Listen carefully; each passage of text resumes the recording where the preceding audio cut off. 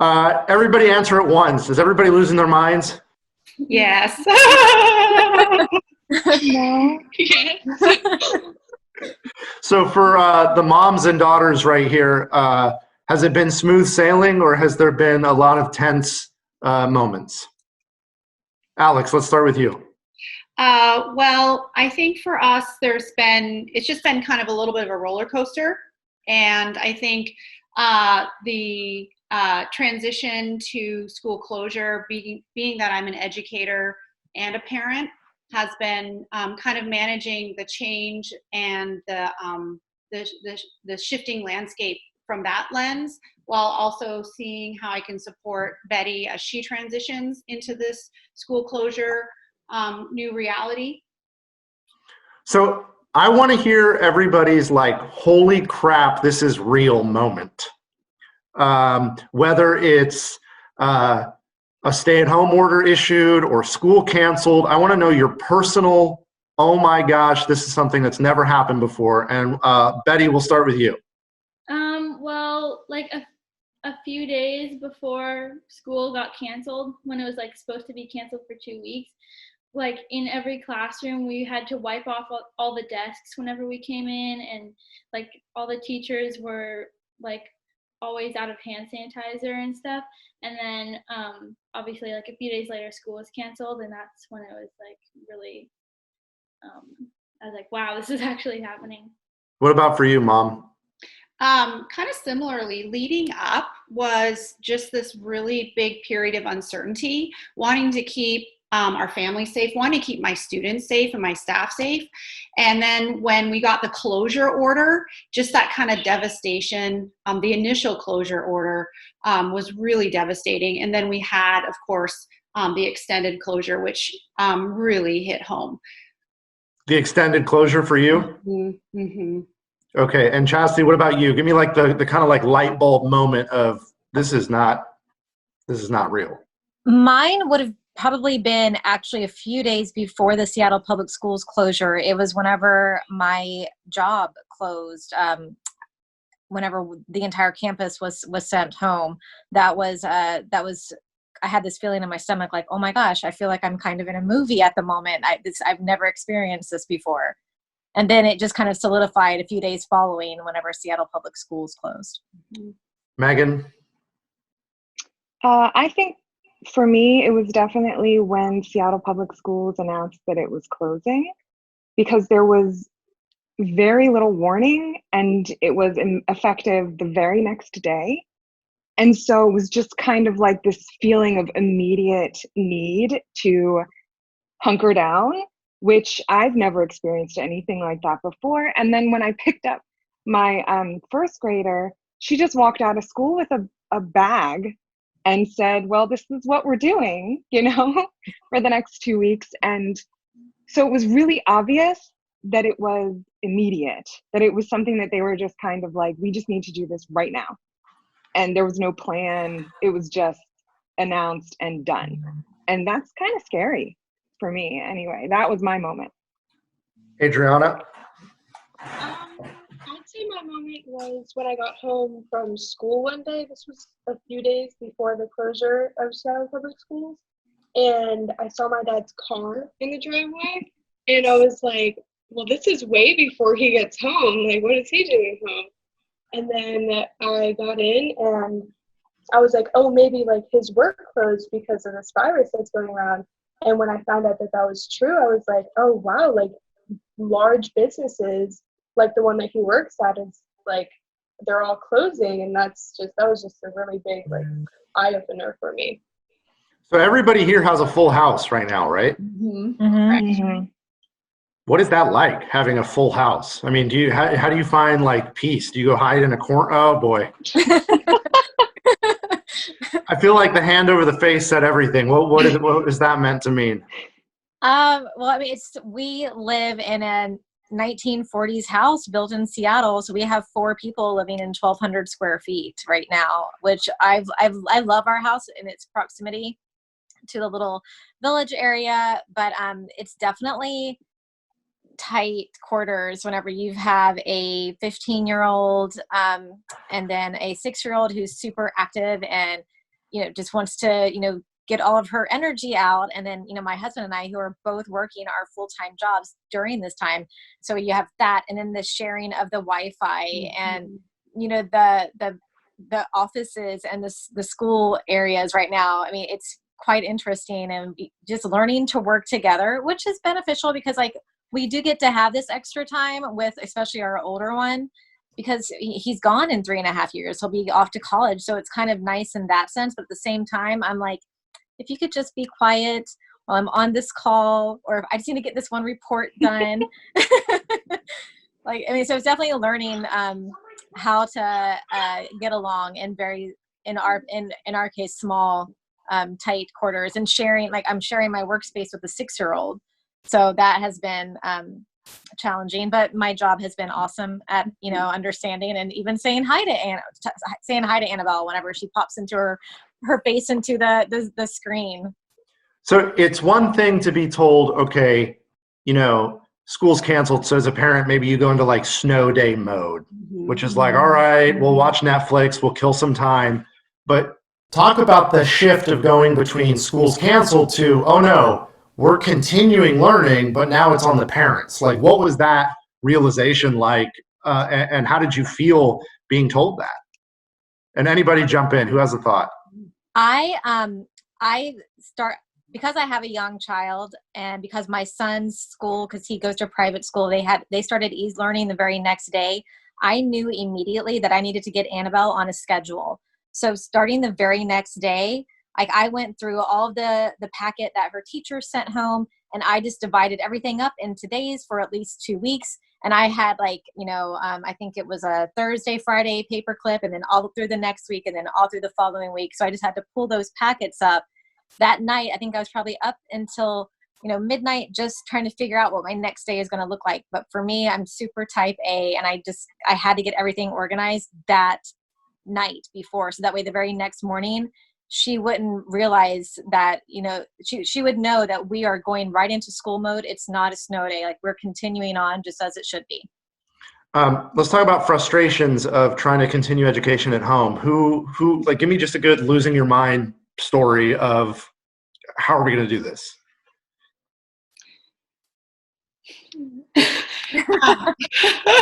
I'm looking at my daughter because I'm an educator. I'm a principal. And as soon as school closure was announced, I still needed to transition my community. So I was on site, but my daughter was at home. And I have a distinct memory of sitting at our conference table at my school site, literally looking at the little schedules that they had on Khan Academy, and Seattle Public Schools had sent out some suggestions. And I just had this real panic anxiety because I was at school, my daughter was at home. And then we had this really tense conversation, no offense, honey, where I suggested this routine, and she, just being the age that she is, said, no thanks, I'm going to do what I think is right. And she showed me her calendar she had already mapped out with the assignments that she had been given. And it just was that come to Jesus moment where it was mother-daughter dynamic, and trying to wear the dual hat of educator, transition my community, and then just know that my daughter, appreciating her initiative, but it did cause friction in the beginning for sure. So I want to hear from Betty and Adriana about just what is not working and what if the adults messed up. It's one thing to say, here's a bunch of paper packets, go learn, but what as a kid is just not realistic about this? Well, when my mom sent me the Khan Academy schedules and stuff, it was 9 a.m. wake up, 10 a.m. eat breakfast, and then it had it super specific, and I kind of wanted to just see what it was like to kind of have a chance to work at my own pace and work on the subjects that I wanted to, when I wanted to, because and it's actually worked out pretty well. What about you, Betty? I saw you laugh Adriana, I'm sorry, when I brought up what's not working. I want to hear what's not working. Well, I mean, just the calls in general, there's a lot happening in the calls, with your teachers. Not with our teachers are doing a good job, with trying to get us all to feel normal and they're updating us every day on what's going on in the news and like what's happening around the world. But like all the kids, since they're all at home and like this isn't really normal for them, they are like they're just acting like they aren't in school, and like they can do whatever they want and say whatever they want. And one of the things that my biology teacher said was that this is like when we're on our calls, this is our like hour or 45 minutes of just learning or just talking as a class like we're in school. And she said that most of us probably have little kids around, like little siblings, and that we can't like say whatever we want whenever we feel like it, and it's like a class. So I think that they're doing a good job with that. But yeah, I just It's still hard, huh? Yeah, I just say that the kids are just not making this, like they're not taking this seriously. I mean, Megan, because in a way, there's nobody. Yeah, Bots, go ahead. Megan, your daughter's audio isn't the best. Can you do me a favor? Do y'all have a cell phone? Yes. Can you record a voice memo? Can you have your daughter just kind of hold it in her hand and just kind of point the microphone up? Is that So if you open your iPhone, it's not the one you're holding, is it? It's the one like we're on. Yeah. Sorry. Oh, okay, never mind. Okay. Just an idea. So do you is this remote learning just gonna, and I know that Alexandra, you'll cringe as a principal, but like, is this remote learning, and I'm asking the two students, gonna only benefit the kids who are self-motivated?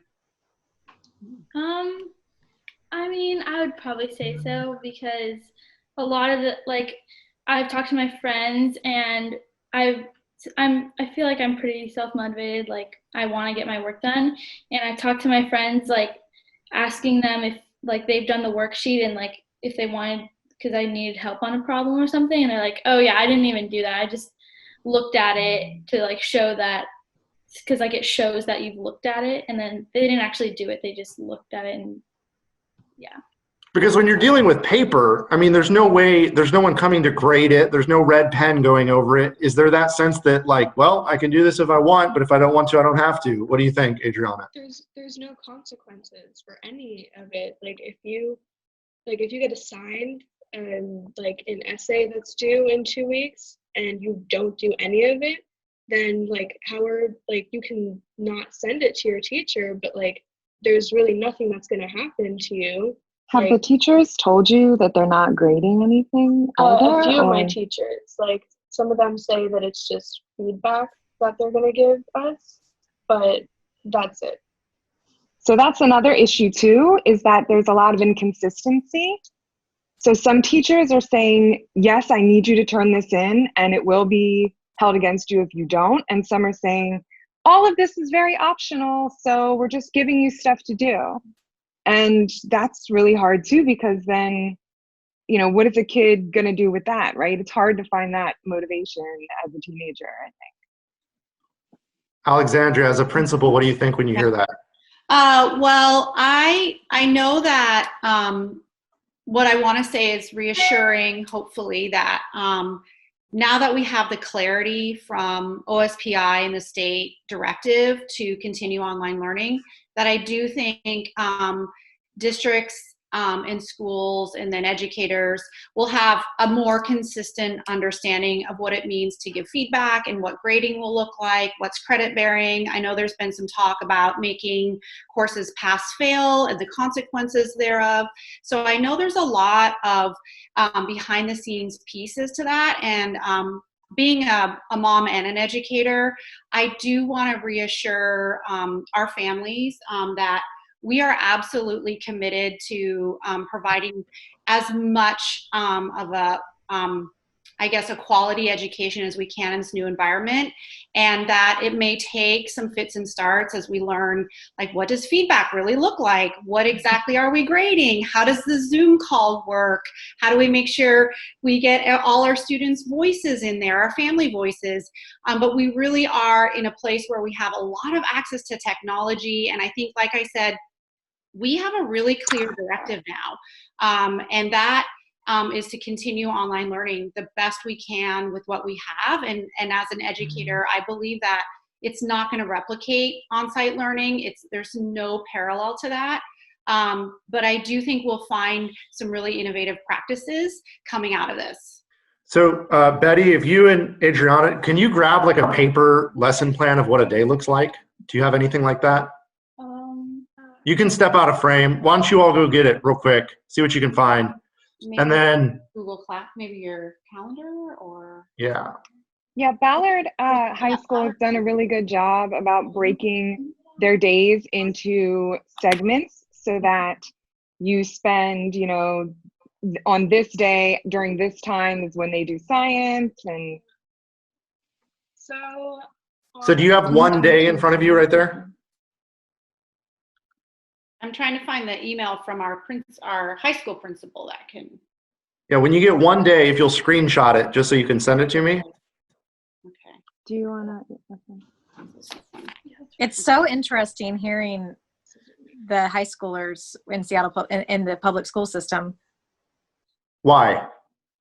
Because my son is in high school and a private school, and it was just so immediate. And he has a schedule from 8 to 1:50 every day, and my heart is with the kids that are in high school now that don't have the drive and they don't have the accountability, and the parents that are trying to get the kids accountable. I mean, it's been a savior to have, you know, my son in school from 8 a.m. to, you know, almost 2 o'clock every day. I mean, he's had that schedule since they called schools. Well, and this schedule for Ballard High School just started. So from when schools closed until now, we did not have a schedule. There was no expectation. There was nothing. And that's a big gap of essentially nothing. Yeah. How did kids spend their time, Adriana? Like, what was that like? Yay, vacation? Well, no. I mean, that's what I thought out at first, but my mom and dad, they kind of forced me to to keep like learning teaching myself basically, or picking up where we left off in school. And that continued for like a week and a half, and then they got things figured out. But you have to have friends that are just doing absolutely nothing, correct? Oh, absolutely. Give me a sense of that.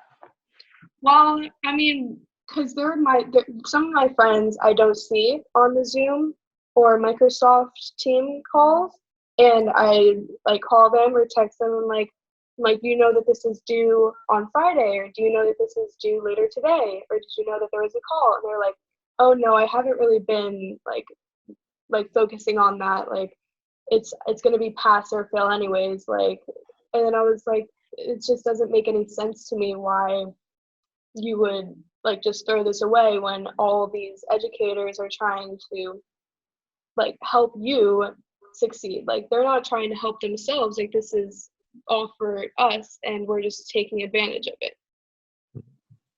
So let's, real quick, let's just go through a day in the life. I'm going to send it to you real quick. Okay, and Adriana, are you able to text it to me, like the day plan? Yes. I have a week plan.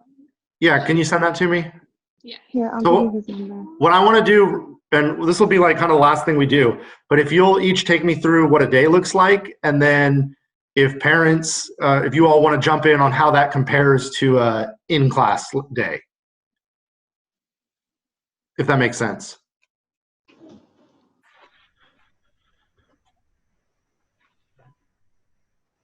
Okay. And while we're pulling that up, Chastity, your kids are what grade? Annabelle is first grade, and then In Seattle? Yep. What And then, school? Catherine Blaine. Okay. Screenshot that. I can email to you. And then Adriana, you go to what school? Ballard High School. Ballard High School. No. And you're in 10th grade? No, what grade? I'm a freshman. Freshman. Okay, did somebody just text me? Was that one of you all? Yes, that was me. Oh, you're fast. Okay, perfect. Oh, this is exactly what I needed. Okay, so what does, let's see, Monday just says LA. What's LA? Language arts, English language arts. Okay, I see, Monday, Tuesday, okay. So how does this compare, and I know you all can't really see this, but let's take a Monday. Is it backwards? Why is it backwards? No, Oh, we No, can we read. can see it. Oh, it's backwards for me, I guess. Okay, so how does that compare to like a normal school day? And parents, when you get this, what do you think? well, this is only what, like 3 classes when we have like 6 classes in a regular school day. So we have a lot more like wiggle room, I'd say, to choose what times we want to do LA or math or world history. Like we have a lot of different times that we can do that. And what about you, Betty? What do you think? Well, personally, I've had a few teachers do Zoom calls on the schedule, but for the most part, they've just been posting assignments, and we're just doing the assignments and then emailing them when we need help. Or and some teachers also have office hours. Yeah. Okay, so the superintendent of public schools came out and said all classroom must be remote learning, and this isn't a vacation. Education will continue, but remotely at the same level. Is that even possible to do? No. No way. Well, and I think the idea is that it's not going to be replicated exactly, in that there will need to be some adjustments and some shifts in how we implement it. I know that some families, it seems to be like there's overall a reduced time commitment, but the idea is to focus on what's really essential to complete coursework or to get maximize learning. So I know that's one way that schools are looking to go a little bit deeper with the most essential learning, so that even if you have a reduced time that you're implementing that learning, you will prioritize what's really critical. So any like questions for each other as this comes up? Because I mean, we're in this unique chance where we have parents, teachers in this same call. Any thoughts, like anything interesting that you heard another family say? I have a question actually for our families, if that's okay. Absolutely. I know that there's a lot of kind of push and pull between social emotional support and academic support. And so that's something that I know that my staff and I are trying to balance and think about our families and what will really help them, because it's unprecedented time, and people are living kind of in fear and uncertainty and concern. And so sometimes we hear on one hand, families might have a lot of anxiety. And then on the other hand, some families are like, let's just go, go, go, go, go. Let's just keep learning going. Let's try to just stay the course. And so I just would really love, as a school leader, to kind of hear from families and say, like, what is that balance that you think would be really critical for our school system to meet in terms of both the social emotional learning support and also the academic support? Where is that sweet spot? I know I feel a little overwhelmed by the amount of information and focus on keeping me updated constantly. I get emails. I have kids at 3 different schools. So I get emails from 3 different principals and a set of teachers from 3 different schools and the district over and over and over again. And so while I appreciate that, I feel like everyone's working really hard, it's really overwhelming. And I would actually prefer it scaled back. And I would really love for the district not to say, everything's going to continue as usual, we're going to be great, but be like, okay, look, guys, this is really hard. If it works for your family to do this, great. And if it doesn't, great. But like, we're going to set a standard for our teachers. And then as a family, you guys can do what you need to do to make that work. And we're all here for you. And then whatever capacity that means, if that's lunches or just your teacher drives by, your house and waves from her car or whatever. Like, you know, that's like a very personal thing that you work out with your school. But I feel like all of the information and all of the it's a lot. It's a lot. That I think causes the anxiety more than I'm like, I have to read another email today. Especially because, you know, Megan and I were talking over the weekend, like the email from Catherine Blaine was very, very similar to the email from Ballard High School.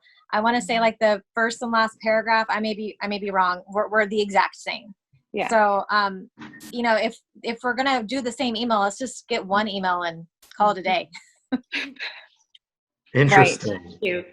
That's great. I appreciate hearing that. Thank you. Closing thoughts before we go. Thanks everybody for doing this. I know this was set up like quickly and you all are barely hanging on as it is. I mean that in a good way. Any close? I have some questions if that's okay. Sure. Can y'all one at a time maybe go through your daily schedule? I just kind of want to dive a little deeper about the day in the life. Like, when do you wake up? What's the first thing you do to get ready for school? When's the end of school for you? Let's start Well, with the students. How about that? Sure. Well, I kind of like it to have like a laid back schedule, especially like it just makes me feel more normal being at like with doing school and being at home. So I like to wake up at just at a normal time whenever I like feel fully awake, which is probably before 10 o'clock. And and I mean, I just like eat breakfast and like ease into my day, and then I probably start school around like 11:30ish and end around like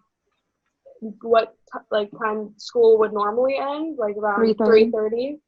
And that's been working really well the past few weeks. And yeah, so just really laid back. What's the most stressful part of your day? Probably the Zoom calls, because I'm at home and it's like, oh no, like what if one of my sisters comes in and like everyone like starts like asking questions about like how many sisters I have, or judging how I look because I'm not like how I normally look, because I'm not like completely dressed like how I would be for a regular day at school. So it's just like how everyone is in their home, and it's more normally we don't see each other when we're at home. So that's just a little bit odd and like stressful. What about you, Betty? I usually wake up around like 8:30ish or like 9. I try not to sleep in too much. I'll stay in bed like if I'm feeling really tired, but it makes me feel like really unproductive. And then same thing, I usually just like eat breakfast and I don't know, like walk the dog and stuff. And then usually I use Schoology, and I just log on and like check updates from teachers, and I usually do schoolwork from about like 10 o'clock to like 2-ish, I would say. And I usually take breaks and stuff, but that's what I do for the most part. You Very make it cool. Thank you. Yeah, I cook lunch and stuff. Have you been cooking a lot more now that you're quarantined? Yeah. Good. So what's the most stressful part of your day, and what do you miss the most about the way school used to be? I miss lunch and how it was kind of just like school was stressful, but then I could just see my friends after school and do sports and kind of forget about school until I got home and started homework and stuff. But now like school is like I'm always checking up for updates to see if my teacher posted, and it doesn't matter like what time of day because I can always do schoolwork. I don't really have any like limits. And then what's kind of stressful is just like if I need help on something, like chemistry has always been a really hard class, and I usually need like help, and it's kind of hard because you can email teachers, but it's a little bit more stressful because you need to like have everything ready, and you need to like be able to ask your friends on like by texting and stuff instead of just like looking over and being like, hey, what did you get? Like what did you do for this? So this won't make you feel any better, but I'm 30, and last night I had a nightmare about chemistry. So some things don't get better. Oh, well.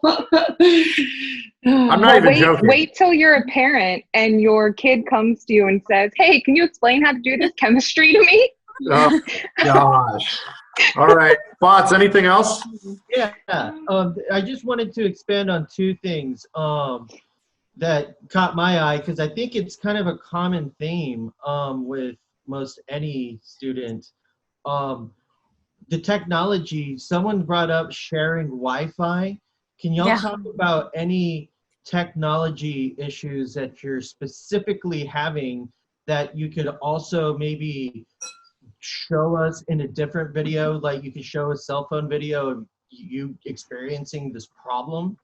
Like whatever that technology sharing Wi-Fi problem might be. Well, that'll be the first thing, and then I'll have one more. Let's start with part one of that. So like, what's a logistic challenge that you've run into that maybe you wouldn't have thought about or that you didn't think would be an issue? I mean, for our house, I mean, because my husband and I are both working online and my son's attending school online. If I'm trying to download from the app or trying to watch a video from the app that my daughter's teacher has posted, like today it took about 10 minutes just to get this math video that was probably all of 7 minutes to work properly. And I was turning off Wi-Fi on everything. I'm shutting down my laptop, trying to see if that'll work, turning the Wi-Fi off my phone, just whatever to do. And then only to open it up, because I could have easily explained it to my daughter, but I wanted her teacher to explain it to her. I wanted her to have that experience. So there have also been days where my husband is trying to, try different spots in the house because his meetings are just, they're buffering or whatever they may be. My son, I think because he starts the earliest, his classes start at 8 a.m. I think he takes control of the Wi-Fi because he hasn't had any issues. So I think it's first come, first serve in our house. Anybody else? Challenges? I would say go ahead. Oh, my challenges are more navigating all of the things that we've had no training on or have not used up until this point, like Schoology. For an elementary schooler, they don't use that. The teachers don't post things and communicate with them that way. So now all of a sudden, my fourth grader is having to navigate her Schoology and, things from all of her teachers and, even her instrumental music teachers. It's that part of the technology, I feel like, to just be thrown into it is a little overwhelming, because then it takes all that time, just like this call. It took 15 minutes just for us to get everybody organized and for you to hear everyone. So that part has been the most frustrating for us.